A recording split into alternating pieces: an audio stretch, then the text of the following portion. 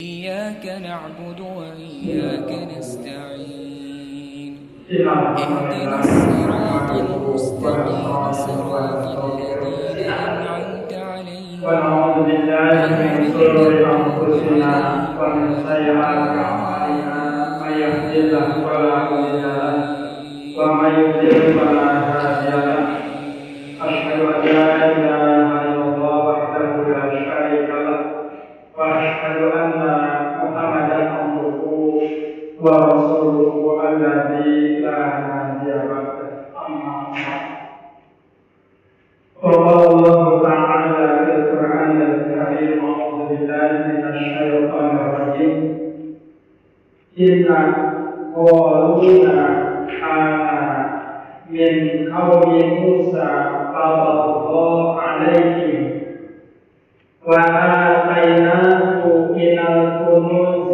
ما إن مفاتحه لتنوء بالعصبة أولي القوة إذ قال له قومه لا تفرح إن الله لا يحب الفرحين. Ikhwan rahimahullah yang sama-sama mengharapkan ridho dan juga maghfirah dari Allah. Firman Allah Subhanahu wa taala yang barusan saya bacakan itu merupakan kisah atau profil Qarun yang mana Allah Subhanahu wa taala bersabda sesungguhnya Qarun itu termasuk keluarga Musa. Qarun itu termasuk keluarga yang menjadi pengikut Nabi Musa. Lantas dia berkhianat terhadap mereka, jadi terhadap Nabi Musa dan para sahabatnya. Dan kami telah menganugerahkan kepadanya perbendaharaan harta yang kunci-kuncinya sungguh berat dipikul sejumlah orang yang berbadan kekar. Pada saat itu pula sahabatnya menasihati Qarun, la tafrah, janganlah kamu sombong.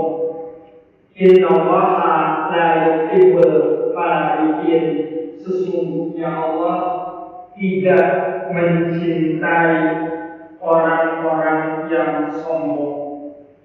Nah, ayat di atas dimulai kisah Qarun tampak menyebut kapan dan di mana peristiwa itu terjadi. Hal itu tidak terlalu penting, dan yang penting adalah pembelajaran bahwa kekayaan dan kekuasaan yang dijadikan kesombongan itu akan berakhir dengan musibah. Fir'aun dengan kesombongan karena kekayaan dan pangkat jabatannya akhirnya ditenggelamkan oleh Allah Subhanahu wa taala di lautan merah.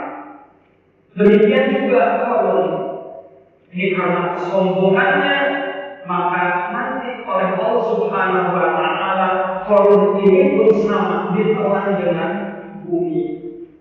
Nanti kalau kita rahimahullah,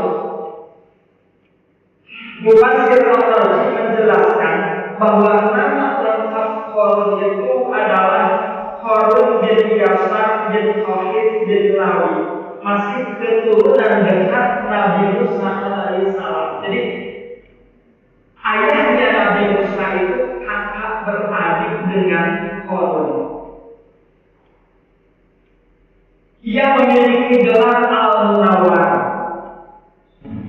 Al-Munawwar ini artinya yang bercahaya, seperti Madinah Al-Munawwar, kota Madinah yang bercahaya. Nah, si Qarun ini mempunyai gelar Al-Munawwar. Kenapa? Karena ketampanan wajahnya, sehingga bergelar Al-Munawwar.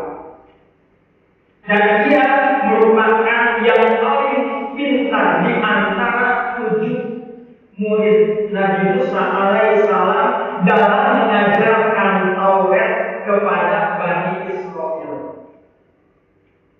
Allah selanjutnya menjelaskan bahwa ada 3 orang murid Nabi Musa yang memiliki pengetahuan di bidang ilmu kimia. Di antaranya Yusa bin Nun, Khalid dan Harun. Dari ketiganya ini yang paling pintar adalah Harun. Jadi dia ahli, dia pintar dalam bidang ilmu kimia. Maka Harunlah yang paling menonjol sehingga dengan ilmu pengetahuan yang ia miliki, ia bisa mengolah al-khumuj. Al-khumuj itu barang-barang tambang. Barang-barang tambang itu dia olah sehingga menjadi perhiasan, seperti perhiasan emas, perak, perunggu, dan barang tambang yang berlimpah ruah lainnya. Nah, ini kekayaan Harun itu dari al-khumuj itu kan. Jadi dari barang-barang tambang, terutama Harun ini memiliki simpanan emas yang sangat banyak. Nah, di dalam ayat ini dijelaskan bahwa kunci gudang yang dimiliki oleh Harun hanya mungkin diangkat oleh Al-Qusbah. Jadi ini kunci gudangnya. Mungkin bukan artinya kuncinya ukurannya besar, gitu kan? Tapi karena banyaknya gudang-gudang sehingga kuncinya itu sangat banyak. Dan di dalam ayat tadi digambarkan bahwa kuncinya saja itu sangat berat diangkat oleh orang-orang yang kuat, berkuatin, yang mempunyai kekuatan, yang berbadan kekal. Jadi al-Qusbah itu hitungan antara 10 sampai 40. Bisa dibayangkan, al-Qusbah itu hitungan dari 10 sampai 40. Memanggul kunci gudang-gudangnya full. Digambarkan dalam ayat itu sangat berat dipikul oleh al-Qusbah. Walaupun dia itu mempunyai kekuatan, mempunyai badan-badan yang kekal. Qusbah itu ukuran 10 sampai 40 orang. Bisa kita gambarkan, bisa kita bayangkan betapa banyaknya harta Harun. Makanya sampai sekarang kan ada istilah mencari harta Harun. Nah, jemaah perilaku Harun pun berubah semakin jauh dari tuntunan agama yang tadinya paling pandai mengajarkan kitab Taurat kepada Bani Israel, karena dengan harta kekayaannya yang banyak sehingga dia itu semakin jauh dari agama. Setelah memperoleh kekayaan tersebut dan para sahabat yang menasehati dengan 5 nasihat. Yang pertama, seperti bunyi ayat yang di atas, la tafrah. La tafrah, janganlah kamu membanggakan diri. Innallaha la yuhibbul farihin. Sesungguhnya Allah tidak mencintai, tidak menyukai orang-orang yang membanggakan diri. Jadi dengan kekayaan yang kamu miliki, lantaran sesungguhnya Allah tidak mencintai orang-orang yang membanggakan diri. Ini dinasihati oleh sahabat Harun. Jadi farihin itu adalah orang yang ditenggelamkan dalam kesibukan dunia dan melupakan akhirat. Itu yang dimaksud dengan farihin. Jadi orang yang ditenggelamkan dengan kesibukan dunia dan melupakan akhirat. Nah, Allah, ketika perahu melaju di atas air besar, pasti penumpangnya selamat. Tetapi ketika air itu masuk ke dalam perahu,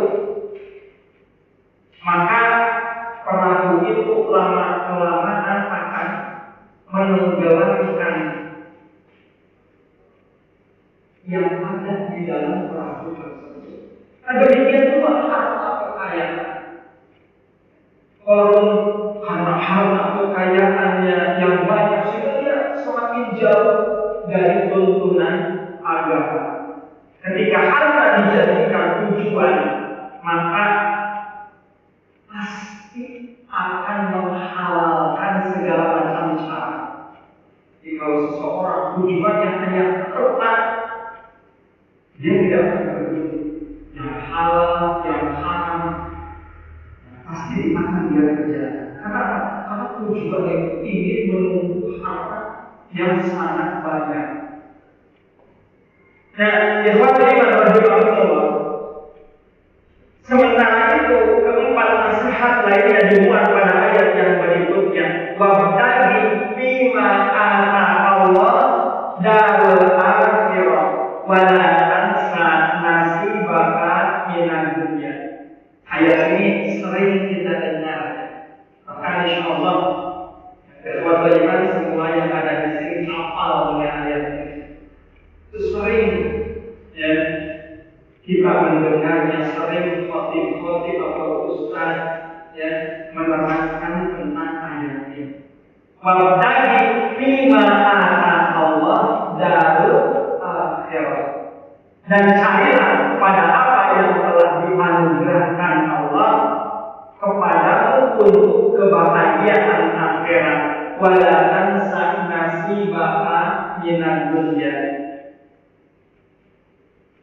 Dan janganlah melupakan bagianmu dari kenikmatan dunia. Wa ahsin kama ahsanallahu ilaika. Dan berbuat baiklah sebagaimana Allah telah berbuat baik kepadamu. Wala tabghil fasada fil ardi. Dan janganlah engkau berbuat kerusakan. Innallaha la yuhibbul mufsidin. Karena sesungguhnya Allah tidak mencintai orang-orang yang berbuat kerusakan. Nah, nasihat yang kedua, wabtaghi fima ataka Allah darul akhirah. Wahbah Zuhairi menafsirkan bahwa nasihat kedua ini menjelaskan segala aktivitas dan kegiatan yang kita lakukan harus diniatkan karena Allah. Jadi wabtaghi fima ataka Allah darul akhirah. Kata Wahbah Zuhairi menafsirkan bahwa nasihat kedua ini menjelaskan segala aktivitas dan kegiatan yang kita lakukan harus kita niatkan lillah karena Allah. Karena segala fasilitas yang Allah anugerahkan yang kita gunakanlah lebih mendekatkan diri kita kepada Allah Subhanahu wa taala. Kemudian nasihat yang ketiga menguatkan nasihat yang kedua, wala tansa nasibaka minad dunya. Dan janganlah kamu melupakan bagianmu di dunia. Jadi keseriusan beribadah kepada Allah jangan mengabaikan kehidupan kita di dunia. Jadi harus seimbang ya antara kehidupan akhirat dan kehidupan dunia. Rasulullah Shallallahu Alaihi Wasallam pernah menasehati seorang sahabat yang bernama Abu Darda. Dinasehati oleh Rasulullah SAW yang Abu Darda itu lebih mementingkan dia sholat, dia beribadah, tetapi dia mengabaikan hak-hak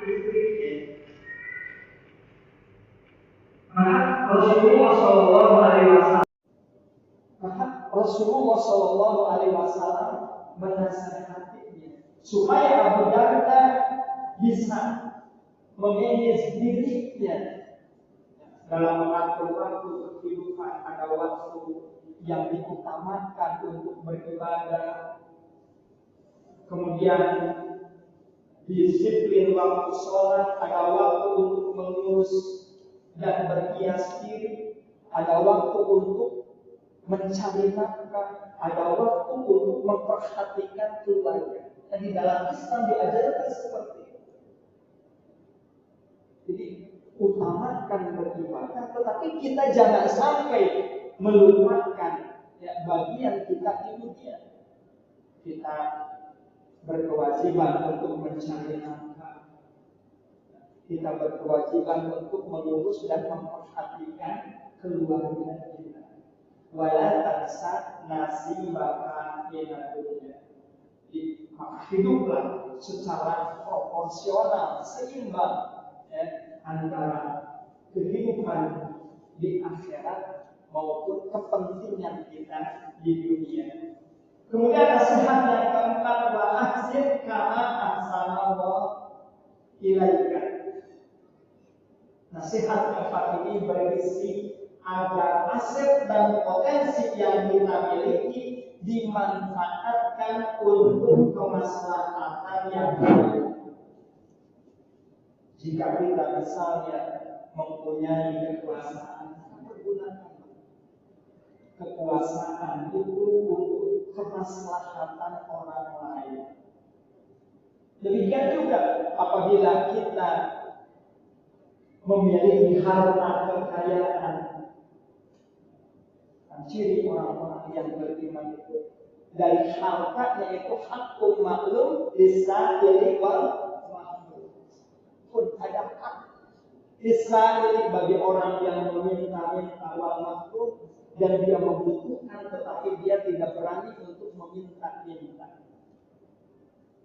Nah, ini kemaslahatan, kemaslahatan yang ada pada diri kita harus diberikan kepada orang lain.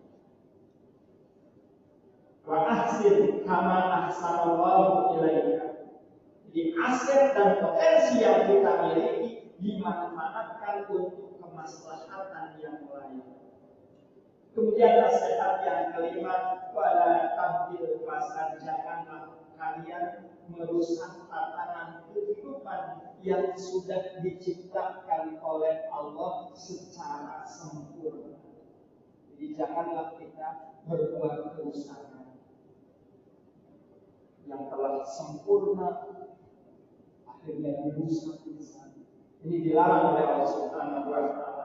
Nah, ikhwan iman rahimahumullah, 5 nasihat yang disampaikan kawan-kawan Qarun, sahabat-sahabat Qarun, ini dijawab oleh Qarun dengan penuh kesombongan.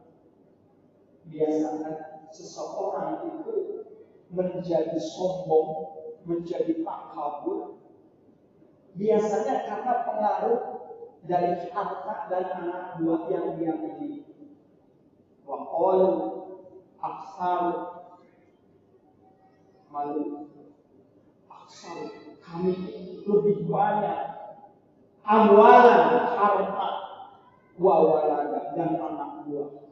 Biasanya kalau seseorang diberikan harta yang banyak, diberikan anak buah yang banyak, dia menjadi sombong. Nah, demikian juga dengan Qarun, ketika Qarun itu dinasehati sama sahabat-sahabatnya, bagaimana jawaban Qarun? Qala innama utiluhu ala ilmin indi, kata Qarun. Sesungguhnya aku hanya diberi karena ilmu yang ada padaku. Kesombongan bahwa harta kekayaannya yang sedemikian berlimpah itu punya anggapan bahwa itu adalah hasil dari jerih payahnya, hasil dari kepintaran ilmunya. Qalu innama utiluhu ala ilmin indi. Qarun menjawab, sesungguhnya aku hanya diberi karena ilmu yang ada padaku. Ini jawaban yang menggambarkan tentang kesombongan yang luar biasa. Ia menyatakan bahwa kekayaan yang diperolehnya adalah hasil kerja kerasnya tanpa campur tangan Allah Subhanahu wa Ta'ala. Ini punya anggapan kalau Allah itu tidak punya tangan.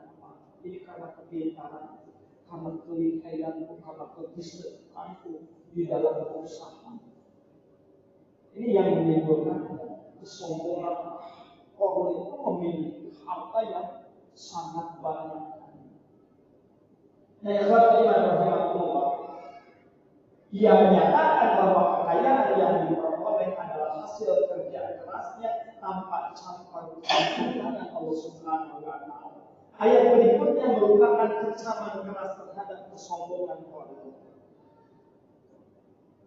Awalam ya'lam anna Allaha qad ahlaka min qablihi minal quruni man huwa asyaddu minhu quwwatan wa aktsaru jam'a wa la yus'alu an dhunubihi wal mujrimun.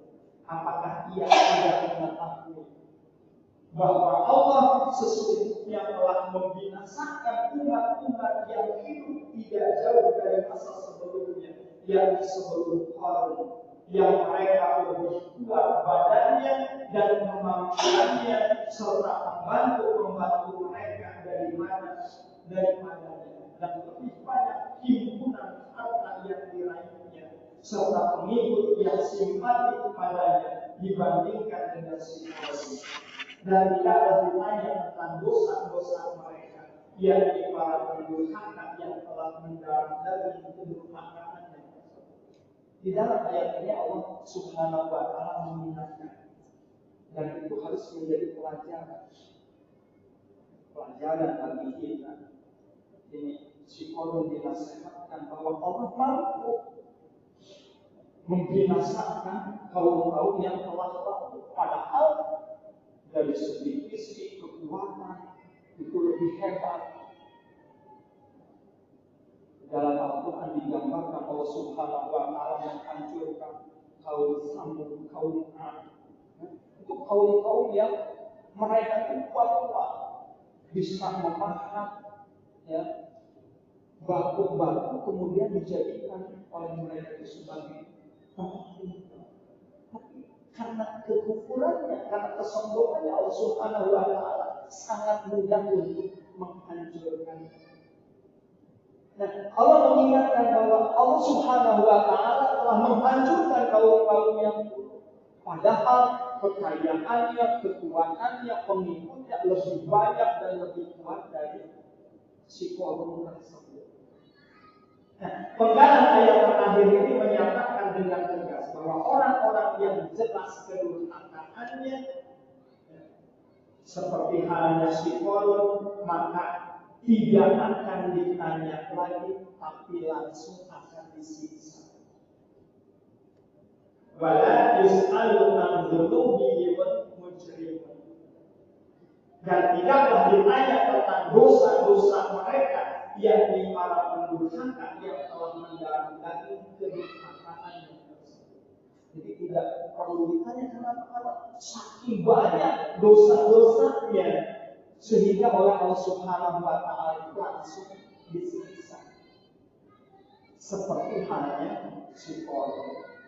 Nah, kesombongan Qarun pun menjadi-jadi dengan menunjukkan kekuatannya, menunjukkan kekuasaannya, yang mana si Qarun itu memamerkan kekuatan untuk mengintimidasi pengikut Nabi Musa alaihi salam, terutama pengikut Nabi Musa yang lemah.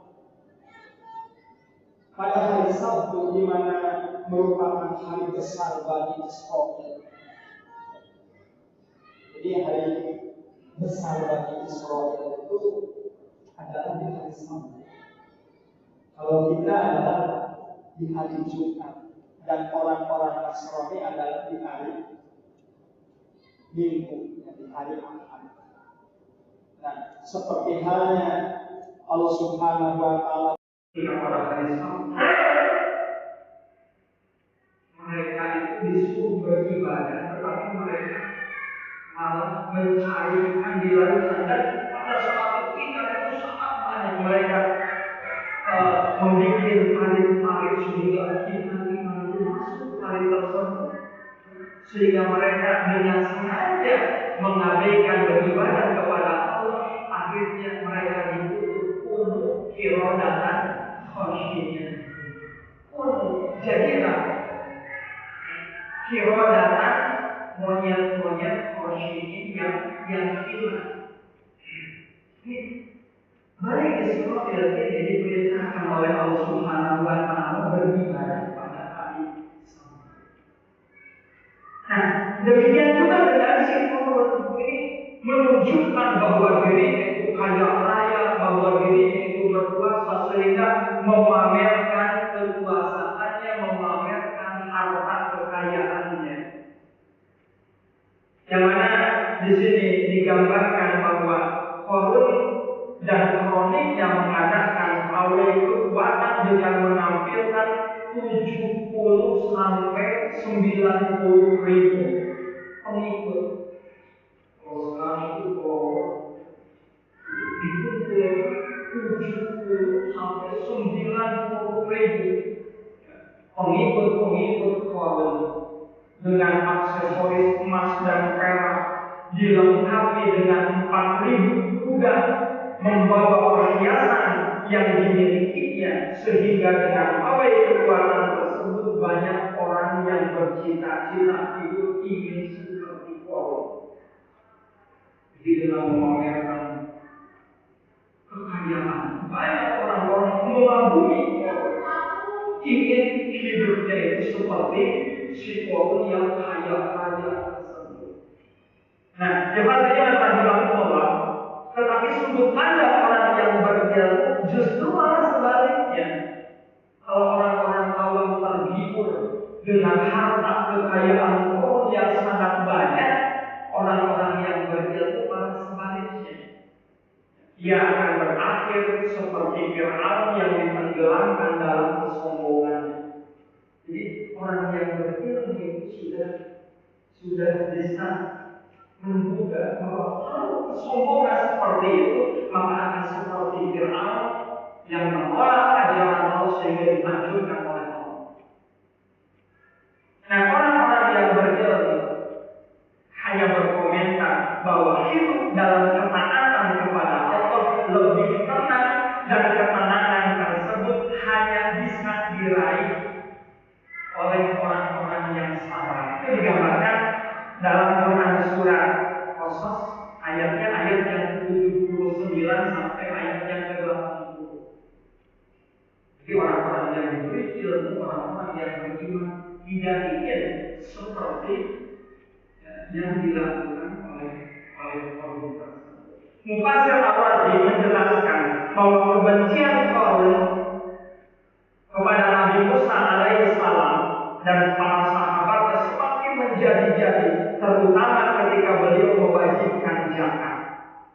Pada setiap 1.000 dinar harus mengeluarkan 1 dinar, dan dalam 1.000 dirham maka harus mengeluarkan 1 dirham. Di samping kewajiban zakat, beliau pun mengeluarkan aturan bahwa siapa yang berzina harus dirajam sampai mati. Ini aturan di zaman Nabi Musa alaihissalam. Jadi si Korun itu diminta zakatnya dengan harta kekayaan yang tersebut. Maka Korun menunjuk 2 orang kepercayaannya untuk menebarkan fitnah, untuk mengkriminalkan Nabi Musa alaihissalam. Ketika dinasihati, ketika diminta zakatnya, maka Korun itu bermaksud untuk memfitnah Nabi Musa alaihissalam. Yang menebarkan fitnah bahwa hasil zakat yang dikumpulkan Musa bukan untuk fakir miskin, tetapi untuk memperkaya dirinya. Ini digembar-gemburkan oleh Korun dan kronik-kroniknya bahwa harta yang diminta, zakat yang diminta oleh Nabi Musa bukan untuk masyarakat luas, untuk orang yang diri Nabi Musa alaihissalam itu tuduhan si Korun dan kroni-kroniknya. Kemudian yang paling keji, si Korun itu menyewa seorang wanita yang mana wanita tersebut ada dalam keadaan hamil untuk menebarkan fitnah bahwa dirinya yang dizinai oleh Nabi Musa alaihissalam. Tuduhan si Korun terhadap Nabi Musa alaihissalam. Maka banyak masyarakat pada saat itu yang terprovokasi sehingga menuntut untuk merajam Nabi Musa sampai mati. Maka Nabi Musa akhirnya memanggil perempuan tersebut dan di hadapan masyarakat yang banyak dan dengan mengancam, wahai Bani Israel, saya adalah utusan Allah. Kata Nabi Musa alaihissalam yang diutus kepada Fir'aun dan Qarun. Siapa di antara kalian yang mengikuti Qarun, silakan bergabung dengan partainya. Dan barang siapa yang bergabung dengan saya, maka bergabunglah dengan saya. Maka si perempuan tadi setelah Nabi Musa mengatakan seperti itu, dia ketakutan. Si perempuan itu mengaku bahwa perempuan itu tidak dizinai oleh Nabi Musa alaihissalam. Dia menerangkan bahwa dalam dibalik fitnah itu adalah Korun. Sampai seperti itu. Karena bawaan sombongan harta kekayaan sampai berani memfitnah Nabi Musa alaihissalam. Kata wanita itu, saya diintimidasi, harus mengaku berzina dan diiming-imingi dengan perhiasan emas yang cukup banyak. Nabi Musa pun menangis sambil bersujud dan berdoa 3 kali kepada Allah Subhanahu wa Ta'ala. Ya ardu khudrihim, ya ardu khudrihim, ya ardu khudrihim. Wahai bumi, tenggelamkanlah mereka ke dalam tanah. Wahai bumi, tenggelamkanlah mereka ke dalam tanah. Wahai bumi, tenggelamkanlah mereka ke dalam tanah.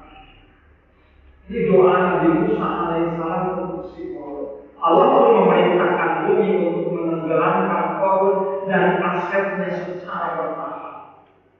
Tahap yang pertama, Korun ditenggelamkan sebatas bahu, dan dia pun minta maaf kepada Musa, tapi Nabi Musa menggubris ucapan Korun. Tahap berikutnya ditenggelamkan secara keseluruhan.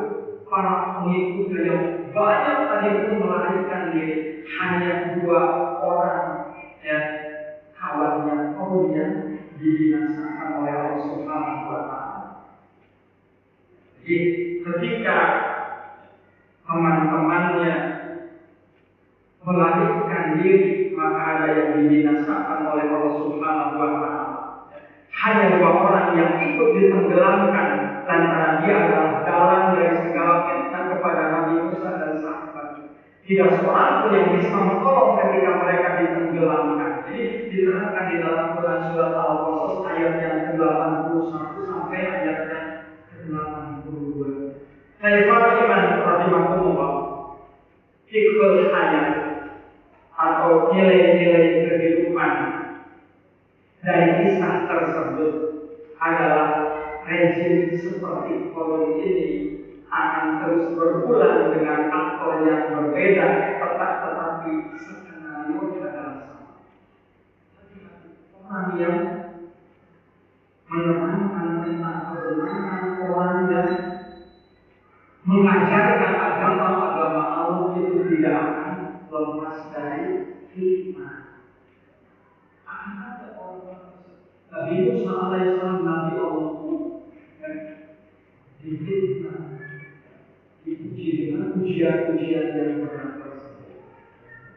Mudah-mudahan kita tidak terlena kalau Allah Subhanahu wa Ta'ala bisa memberikan harta kekayaan kepada kita dan jabatan yang tinggi, Jadikanlah pangkat dan jabatan harta kekayaan yang kita miliki untuk lebih mendekatkan diri kita kepada Allah. Dan seperti itu.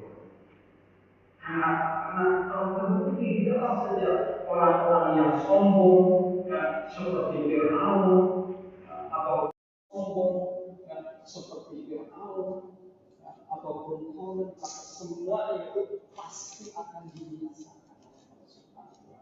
Mudah-mudahan menjadi ilmu yang bermanfaat bagi kita, bisa meningkatkan keimanan, ketakwaan, dan istiqomahnya kita di dalam beribadah kepada Allah Subhanahu wa Ta'ala.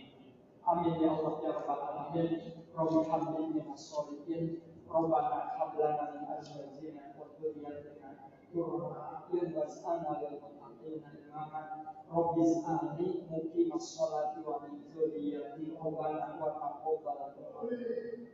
Allahumma anta rabbi la ilaha illa anta khalaqtani wa ana abduka wa ana ala ahdika wa wa'dika mastata'tu a'udzu bika min syarri ma sana'tu abu'u laka bi ni'matika 'alayya wa abu'u bi dhanbi faghfirli fa innahu la yaghfiru dhunuba illa anta ya muqallibal qulub tsabbit qalbi 'ala dinik. Allahumma shalli 'ala sabbit qulubana 'ala Allahumma ij'al awsa'a rizqika 'alayya inda kibari sinni wa qita'i umri wa qurbi azab. Allahumma inni a'udzu bika min al-barasi wal jununi wal judami wa min syarril asqami. Allahumma inni a'udzu bika min al-hammi wal hazan wa a'udzu bika min al-'ajzi wal kasal wa a'udzu bika min al-jubni wal bukhli wa a'udzu bika min ghalabati ad-dayn wa qahril rijal. Allahumma aslih li dini allati wa ismatu amri wa aslih li dunyaya allati fiha ma'ashi wa aslih li akhirati fiha ma'adi wa ij'al hayata ziyadatan li fi kulli khairin wa ij'al mawta rahatan li min kulli syarrin. Allahumma qina bi halalika an haramika wa aqina bi fadlika amma siwaka. Allahumma aksir mali wa waladi wa barik li fima a'taytani. Allahumma inni as'aluka min fadlika wa rahmatika fa innahu la yamlikuha illa anta. Allahumma inni as'aluka min khairi kulli ajlihi wa azlihi ma 'alimtu minhu wa ma lam a'lam wa a'udzu bika min syarri kulli ajlihi wa azlihi ma 'alimtu minhu wa ma lam a'lam wa as'aluka al-jannata wa ma qarraba ilayha min qawlin aw amalin wa a'udzu bika minan nar wa ma qarraba ilayha min qawlin aw amalin wa as'aluka ma sa'alaka bihi Muhammad sallallahu alaihi wasallam wa a'udzu bika ma ta'awwada bihi Muhammad sallallahu alaihi wasallam wa ma qadaita bihi min qadarin faj'alna Rabbana atina fid dunya hasanah wa fil akhirati hasanah wa qina adzabannar walhamdulillahi rabbil alamin.